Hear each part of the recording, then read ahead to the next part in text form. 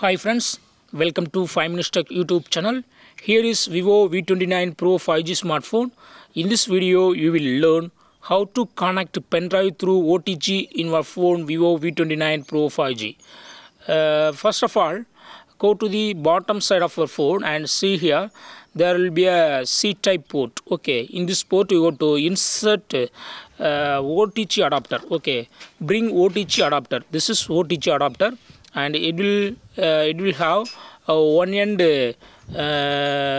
C-type pin, other end is USB port. Okay, here you have to insert this C-type pin into the C-type port here. Okay, just insert here, and then you have to insert pendrive. Okay, bring pendrive and insert pendrive here. Okay, in this position, insert.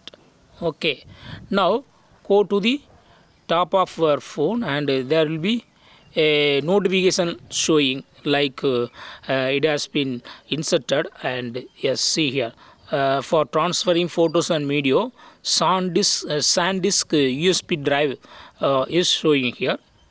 Just click on it. Okay, and click over it and click on just once here, and yes, you can access to the files and folders here. Okay,